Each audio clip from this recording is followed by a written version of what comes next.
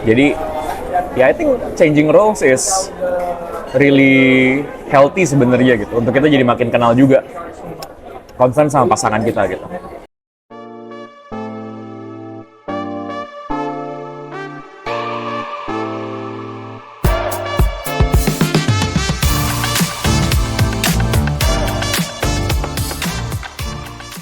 Welcome to another episode of Live Vicariously Podcast. Kali ini kita akan makan siang di salah satu restoran yang cukup memorable ya. Ya. Dimana dulu kayaknya kita pertama kali makan di restoran ini tuh pertama kali kita keluar sebagai parents. Pertama kali kita hang out Sebagai parents, yes. Kita keluar udah beberapa kali, tapi kayak waktu Oh iya, itu benar. pertama kali ya udahlah kita hang out dulu gitu berdua. Ya. Dan kesempatan kali ini juga spesial karena kita baru bertemu lagi setelah seminggu. Benar. Mingguan. Benar. Jadi datang pertama spesial, datang kedua juga masih spesial. Coba tadi mungkin dijelasin konteksnya, dan karena ini nyambung juga dengan topik kita hari ini kan. Kenapa nih kita baru ketemu lagi setelah seminggu? Jadi gue habis bisnis trip ke US. Jadi kita terpisah belahan dunia. Ya. Semingguan lah ya. Hampir seminggu. Seminggu lah. Ya. Dari minggu ke minggu kan? Dari Ya. minggu ke minggu. Ya. Dan selama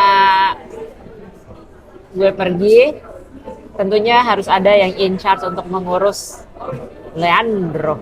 Karena selama ini sebelumnya ibunya yang in charge. Jadi apapun Leandro hari ini makan apa, pakai baju apa, itu banyak gue yang nge-lead gitu.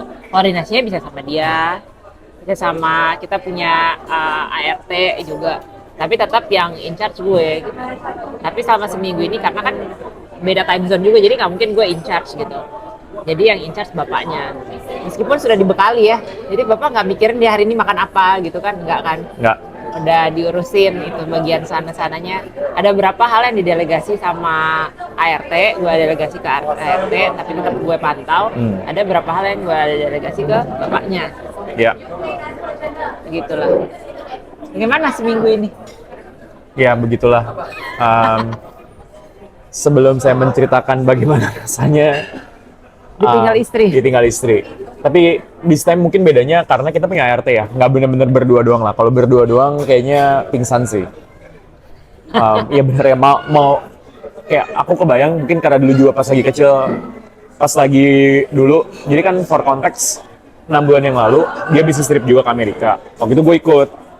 Gue bareng dia dan gue bawa Leandro. Jadi karena dia bisnis trip kan di jam kerja dia kerja. Di jam kerja itu gue yang ngurusin. Tapi itu masih agak mending karena malamnya at least dia yang ngurusin juga gitu. Gue cuma ngurusin di jam makan siang. Jam siang lah gitu, kayak sekitar 12 jam. Masih oke lah gitu. Nah jadi sekarang agak berbeda karena kan gue beneran bareng-bareng sama dia. Biarpun gue dibantu sama ART. Jadi itu sangat membantu sih ada ART ya. Tentunya kayak dia yang ngurusin logistiknya, ngasih makan siang-siang. Responsibility gue lebih ke gue mastiin makanannya oke. Kalau makannya mandek, gue melakukan intervensi seperti ngasih makan pakai tangan, ngasih makan puding, menghibur dia dulu gitu, nemenin dia main.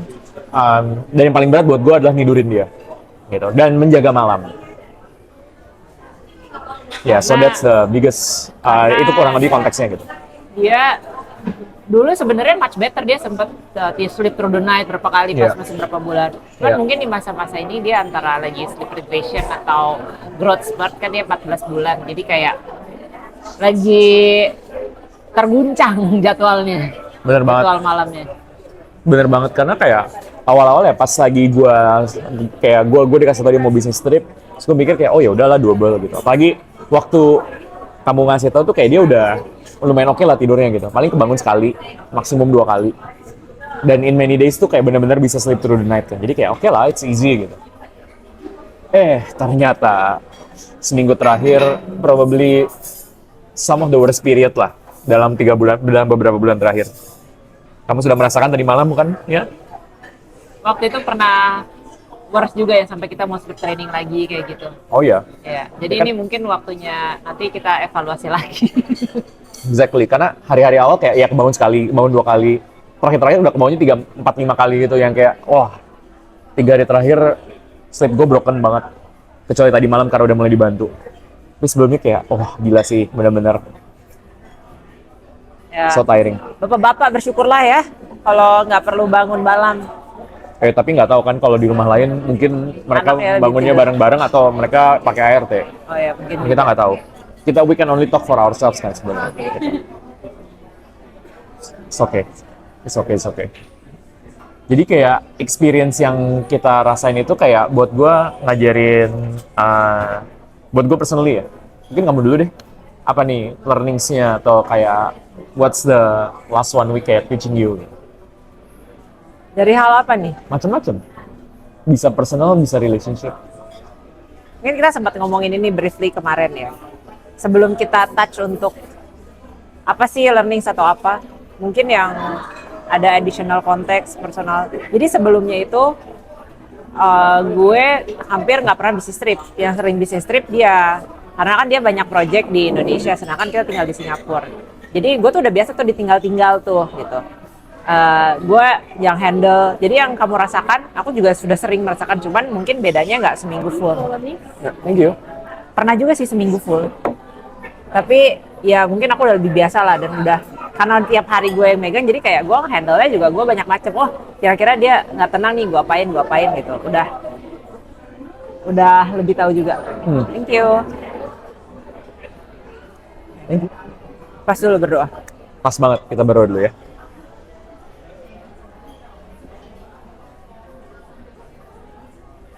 Udah lapar juga. That's it. Selamat makan. Selamat makan.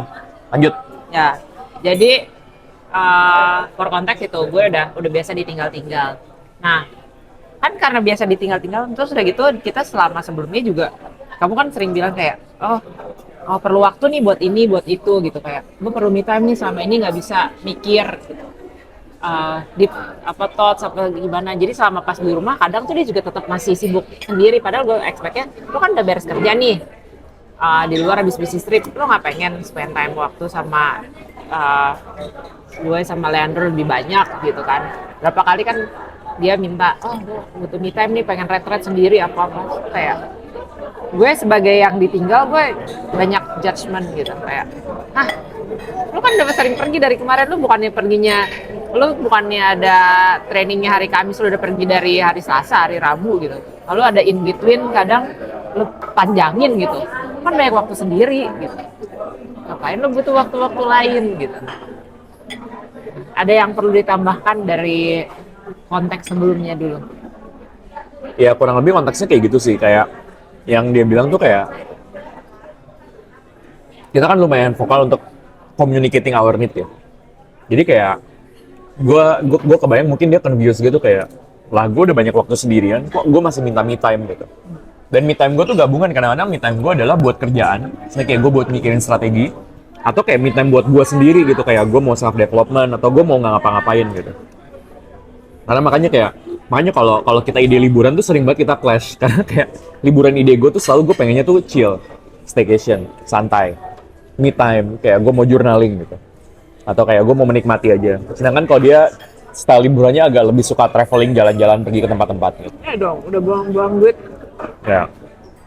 Ke tempat itu nggak tahu kapan lagi, jadi pengen aja explore gitu. Nah, jadi kayak memang beda gitu kan, kayak objektifnya gitu.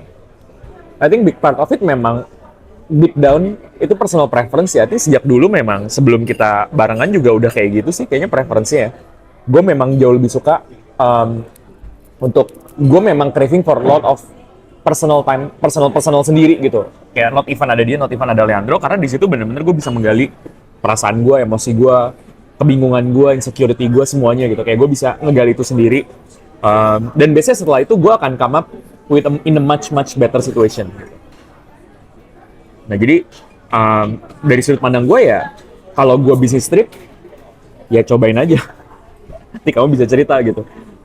Kayak dari Singapura, orang kan kadang-kadang suka menganggap remeh, Jakarta Singapura cuma 2 jam gitu. Ya 2 jam ya di pesawatnya. Kan ada perjalanan ke airport, nunggu di airport, pas lagi terbang, imigrasi, ngambil bagasi, perjalanan ke kota, ya gue udah ngitung lah door to door tuh kalau lagi nggak macet 5 jam. On a good day ya? On a good day, 5 jam itu. Dan itu bukan yang kayak 5 jam gue bisa duduk doang, kan itu kan kayak jalan-jalan in between apa segala macam.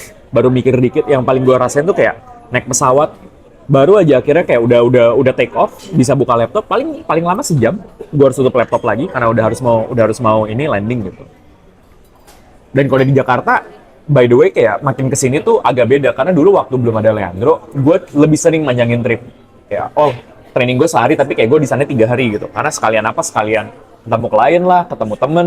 Karena gue di Singapura gue nggak punya banyak temen kan, karena network gue rata-rata di Indonesia. Atau gue pulang ke Bandung ketemu keluarga gue.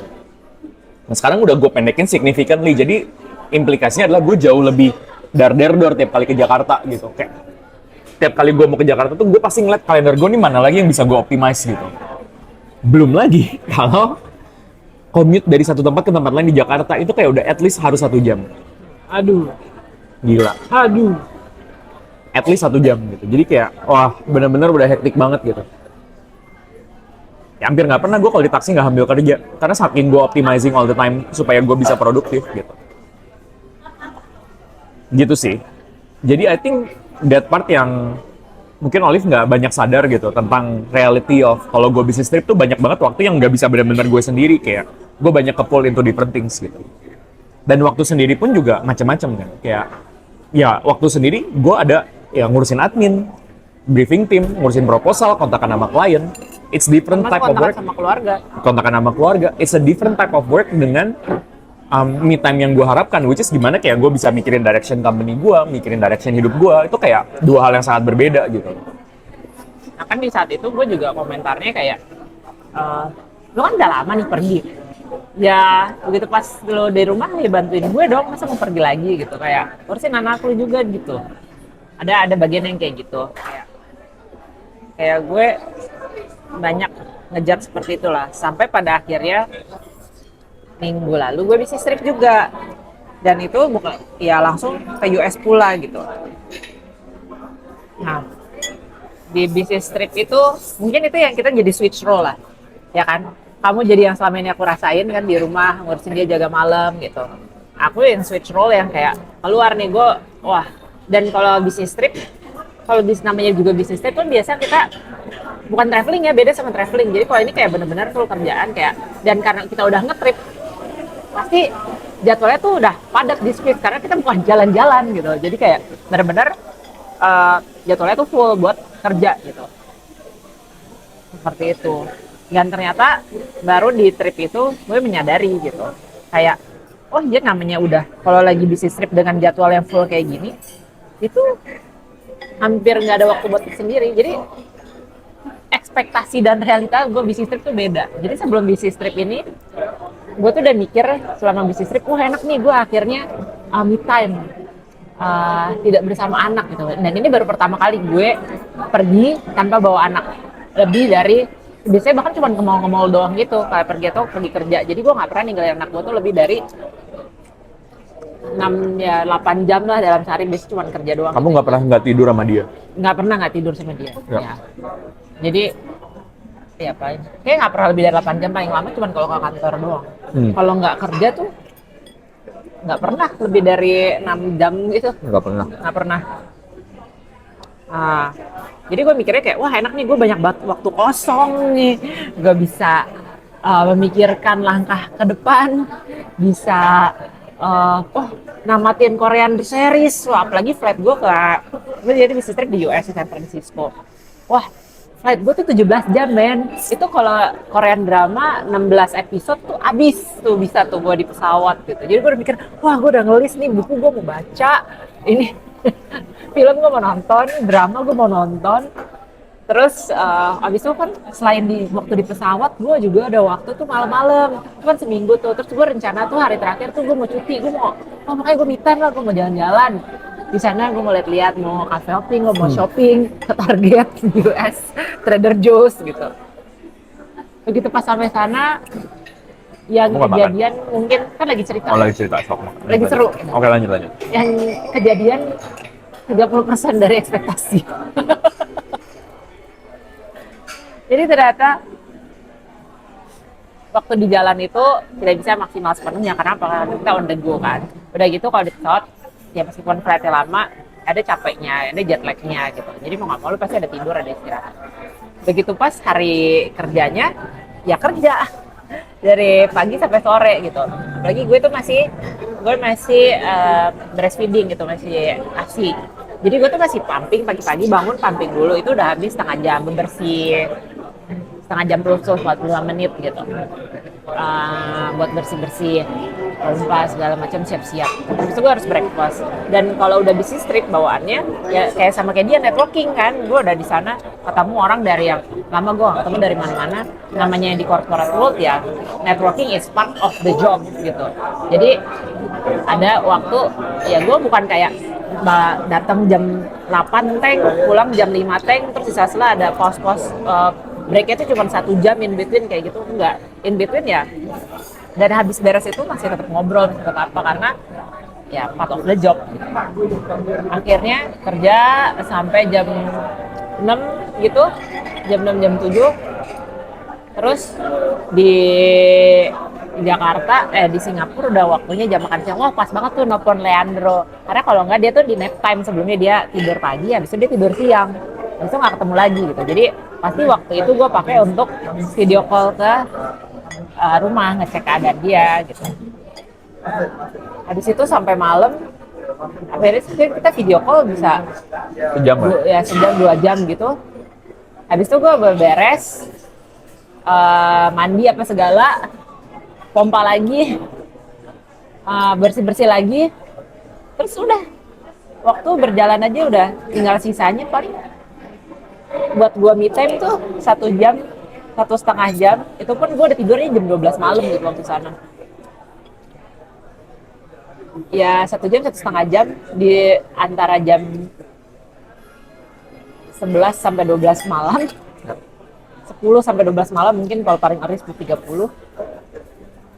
Ya lu berharapnya setelah seharian beraktivitas gitu, lu mau mikir mau apa, paling ya wasting time untuk nonton lagi. Baca pun gue juga baca nggak semuanya masuk gitu, di jam segitu udah capek kerja seharian. Belum lagi misalnya ada harus diurusin. Kalau waktu itu, waktu me time-nya gue pakai misalnya buat belanja, kemarin ada 11.11 gitu. Aduh, beli pampers, beli beli tisu basah, beli grocery tetap gue yang handle gitu. Jadi kayak wah, karena tuh nggak ada waktu buat me time apa segala, sedikit sekali. Jadi TLDR-nya, gue jadi lebih bisa berempati sama dia. Kenapa dia selama ini meskipun banyak di luar rumah, tapi masih tetap butuh waktu untuk sendiri. TLDR seperti itu sih, ceritanya panjang-panjang. Ya. Dan kayak mana ya, kayak buat gue personally puas banget dia jadi merasakan kan sebenarnya. In a way kayak tadi kalau nggak ngerasain, nggak berempati kan rasanya kayak judgement gitu, kayak kenapa sih ini orang itu workaholic Bukannya banget, masih bisa gitu. bukannya masih bisa gitu. Padahal ya, lu denger aja tadi cerita dia, gue kalau lagi bisnis trip aja gue udah berkali-kali lipat lebih efisien dari itu gitu. Gue di pesawat 1 jam tuh gue bisa bikin landing page, gue bisa nulis buku 10 halaman. Ini udah adaptif soalnya. Iya. Oh, tapi enggak juga, menurut aku kalau di pesawat atau on the move aku memang jauh lebih produktif. Kita kalau traveling berdua aja dulu ya, zaman kita masih belum ada Leandro. Kalau ada Leandro juga gue nggak bisa kerja lah, harus megangin Leandro. Tapi kita kalau traveling berdua kayak waktu ke New Zealand, gue 5 jam pertama gue kerja gitu. Justru itu pas banget, gue bisa ngerjain hal-hal yang lebih konseptual, yang mikir gitu. Jadi Tanpa kayak terdistraksi internet gitu. iya. Jadi kayak gue merasa gue tuh lumayan produktif gitu. Jadi kayak kalau gue sampai butuh additional time, memang kerjaannya banyak. Which is sebenarnya makanya perlu dipikir, ini kerjanya perlu gue kerjain apa enggak gitu. Dan buat mikirin kan butuh downtime buat mikirin gitu. Jadi kalau selama nggak ada waktu itu, jadinya bakal banyak terus kerjaannya. Nah, jadi ya jadinya dia bisa lebih berempati lah dengan situasi yang gue hadapin gitu. Dan tanpa merendahkan pekerjaan kantoran, karena gue ngeliat company gue sendiri, kemampuan berpikir gue dan untuk menentukan direction company gue tuh stake-nya besar banget gitu. Gue salah strategi bisa bener-bener kayak sangat mengubah gimana company gue bakal keren moving forward gitu. Dia kan kayak di company kan di middle gitu, jadi kayak juga masih bisa banyak discuss sama bos-bosnya dia. Kalau dia kayak direction-nya sedikit geser, nanti dia bisa discuss. Lah gue salah nge-launch produk, gue salah strategi. Dan Kecap. jadi kayak stake-nya juga gede banget gitu. Kenapa jadi penting banget untuk bisa mikir kayak gitu. So jadi dari situ gue senang juga dia bisa berempati dengan situasi gue, jadi paham gitu kayak tentang kebutuhan gue untuk bisa me time. Betapa kayak kalau udah di luar tuh waktu ya bukan cuma punya kita lah istilahnya. Iya, iya. Dan banyak unpredictability lah kalau traveling, udah pasti. Gitu. Ya, ya. Mas sendiri bagaimana? Ada realization baru? Ya. Kalau gua, jadi kayak kita itu kan arrangement ngurus-ngurus anaknya adalah gue itu sebenarnya selama gue daytime dan gue di Singapura, gue tuh sangat fleksibel sebenarnya jadwalnya gitu. Jadi makanya tadi pun ya kayak kalau nanggepin ke poinnya dia tentang kayak wah gue kayak nggak kerja terus nggak ngasih waktu gitu. Kayak to some extent tuh kita banyak banget debat soal itu karena perlu bener-bener redefine cukup tuh kayak apa gitu. Selama gue di Singapura dan nggak ada klien meeting atau ada workshop, jam berapapun anak gue ke dokter, gue pasti anterin. Pasti gitu, kayak tiap kali ada kebutuhan apa, selama aku ada di Singapura, aku pasti anterin kan gitu. Tiap kali ada kebutuhan. Dan even waktu di Jakarta juga, kalau misalnya ada kebutuhan apa, ya pasti gue usahain gitu. Kita nggak jarang, kita jalan-jalan bareng-bareng dulu waktu zaman maternity leave tuh pas lagi di jam kerja gitu. Ya karena jam kerja gue fleksibel gitu. Jadi kayak ketika gue di-expect kayak, kok kayaknya waktunya kurang, gue juga mempertanyakan emang waktu yang cukup tuh kayak gimana gitu loh gitu. Karena for an average man, waktu yang udah gue allocate buat anak dan keluarga tuh udah banyak banget sebenarnya. Ini cukup sedih karena average man there is a big gap antara average man dan average woman. Benar. Gitu loh, jadi kayak, ya bahkan aku bisa argue gitu buat aku dibandingin dengan average working woman, aku mungkin udah spend waktu lebih banyak gitu. Gitu, karena privilege yang dan situasi yang sekarang aku bisa set up gitu. Jadi kayak gue jadinya juga suka mempertanyakan kenapa kok lu against banget gitu gue bisa punya me time gitu kan gitu. Jadi I think that gives like perspektif lah buat dia. Dan buat gue juga kalau jaga siang tuh mood gue oke lah. Kemarin gara-gara jaga malamnya brutal, gue jadi makin berempati sih. Karena arrangementnya adalah pas lagi maternity leave, itu Olive yang jaga malam. Awal-awal banget sih kita berdua jaga malam lah, mungkin 2 bulan pertama ya. Kita ganti-gantian terus gitu. Karena bener-bener newborn tuh kayak 2-3 jam sekali kan bangun gitu. Tapi kalau kamu banyak away juga 2 bulan. Bener, tapi setiap kali aku ada, aku pasti ikut jaga gitu kan gitu. Apalagi ternyata karena aku dulu harus pumping juga. Benar. Nah tapi kayak sekarang, karena sejak nggak maternity leave, Olive tetap masih assume responsibility itu gitu. Dan di video yang kemarin kita upload juga kan kayak ya si Olive pengen gue untuk take more responsibility untuk bantu jaga malam. Nah, terus ya udah gue iyain. Tapi sebelumnya kamu nggak tahu to the extent kayak kenapa sih aku sampai kayak make that request sampai kirain gampang. Nggak juga sih, aku nggak pernah ngerasa kayak gitu. Dan menurut aku kalau dia nggak separah kemarin, buat aku perspektif change-nya nggak sebesar itu. Kayak gue waktu dia minta kayak oh tolong dong jaga malam, gue ngerti banget, gue nggak mempertanyakan kenapa sih lu lemah banget nggak, itu kayak it was never my intention to think that way gitu.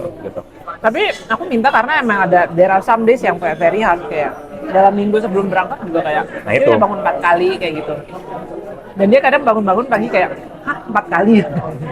Nah benar, yang kamu bilang benar. Tapi aku tidak pernah mempertanyakan yang kayak kenapa sih, pokoknya kayak gitu kan gampang. Kayak I've never said that gitu loh. Jadi kayak waktu dia minta, gue tanpa gue nanya kayak oke, kapan gue bisa bantu gitu. Nah jadi kayak kemarin gue 7 hari berturut-turut lumayan teler banget sih. Terutama karena gue lumayan sensitif soal jam tidur gue terganggu. Itu juga. Dari nyokap gue tahu persis lah ini. Kayak dari sebelum gue punya anak tuh gue sangat sensitif kalau jam tidur gue terganggu atau kurang gitu. Jadi kayak ya mungkin itu juga gara-gara gue banyak baca tentang the science of sleep kali ya gitu. Jadi kayak waktu itu kejadian tuh kesel gitu.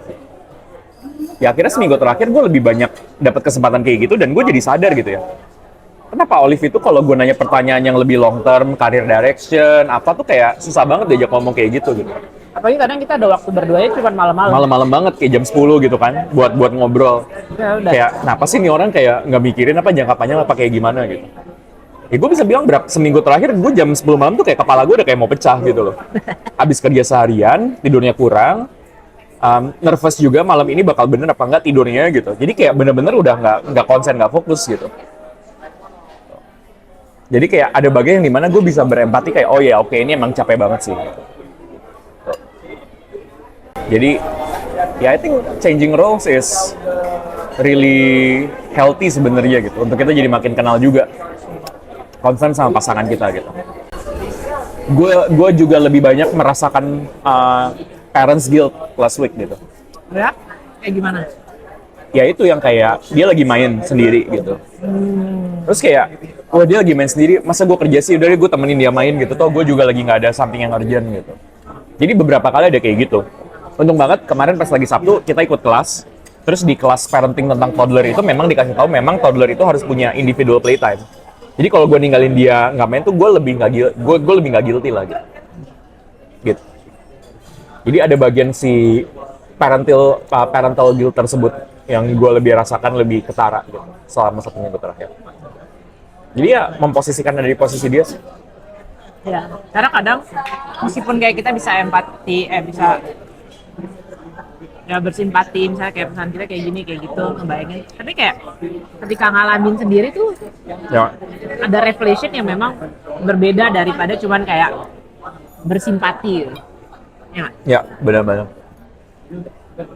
Bener banget. Ini sebenarnya bagus lah kita sekarang jadinya punya perspektif yang lebih lengkap gitu kan mengenai satu sama lain. Lebih solid juga. Ya. Kayak kalau misalnya malam-malam aku tidak berfungsi, kamu juga makin kayak, "Ya udah kamu tidur aja." Udah sering sih. Biarpun biasanya kayak tidak menyenangkan caranya gitu. Kayak gue lagi ngomong terus kayak dia nggak ngedengerin, dia kayak marah-marah gitu kayak. Tidak intensional juga, tapi kayak cannot help it. Iya makanya. Jadi dia lebih paham. Apalagi coba. What else? Kalau udah lebih paham ya lebih bisa proaktif juga nawarin bantuan Ya. gimana gitu kan. Ya. Ya. So definitely kayak takeaway-nya sih menurut gua personally ya listen and understand from the other point of view gitu. I think at least kalau gua ngerasa kita udah cukup ada di situ gitu. Jadi kayak gua nggak pernah apa ya? Gue tidak pernah merendahkan tugas dia kalau dia jaga malam. Gitu. Dia juga sebenarnya overall cukup suportif kalau gue butuh kayak waktu buat mikir. Di level empati, I think we are doing a good job. Tapi kemarin ketika kita beneran merasakan, I think it takes the empathy to the new level sih. Makin grateful aku selama ini in charge Ya. sebelumnya. Ya, betul. Dan gue juga semakin kayak grateful he made the move untuk kayak dia mau loh commute hampir tiap minggu ada bisnis trip gitu. Karena gue bisnis trip juga, gue cuma seminggu. Capek weh, ya meskipun ya ke US juga sih, tapi kayak capek loh. Dan banyak kayak, mungkin ada bagian FOMO-FOMO-nya juga gitu loh. Kayak anak gue pulang-pulang udah gimana ya gitu. Ya aduh ada kangen nih si anak lucu ini gitu. Ada bagian itunya juga. Jadi kayak meskipun away tapi kayak tidak semudah itu being away, tidak seenak itu being away. Hopefully kamu bersyukur juga kamu bisa meninggalkan anak kamu. Dan bapaknya bisa in charge. Kayak jiwa mamak-mamak gue keluar banget, boy. Masakin puding, nemenin main. Tolong dibimbing bapak-bapak lainnya, mungkin yang nonton kayak banyak yang kayak, aduh suami saya tolong juga dong. Ya gue penasaran sih sebenarnya kayak kalau bapak-bapak lain gimana gitu. Dan not in the way of gue kayak merendahkan dan gue merasa gue paling jago ya. Tapi kayak gue bisa merasakan banget kalau misalnya ada cowok-cowok yang kayak nggak bisa untuk megang anaknya. Menurut gue itu kayak banyak penyebabnya gitu loh. Ya pertama mungkin kayak nggak familiar gitu, nggak pernah ngeliat bapaknya megang anak atau nggak punya male figure yang megang anak, itu satu. Terus yang kedua jadinya juga nggak merasa passionate kan terhadap hal tersebut gitu. Oh ya kerjaan gue ya kerja gitu, atau otomotif atau olahraga. Karena emang ada cycle of ya devil cycle gitu loh kayak kalau lu nggak bisa Lo Nah, itu yang ketiga, malas bener. nyoba. Terus kalau lo malas nyoba, lo makin nggak bisa. Bener. Terus ya udah, gitu aja terus sampai negara api menyerang. Terus yang gue perhatiin juga, yang terjadi dari beberapa yang gue observe, kalau bapaknya megang nggak bisa, si istrinya kadang-kadang jadi nggak sabar. Karena dia ngeliat kayak, lah kok anak gue malah tambah nangis, udah sini gue yang take over gitu.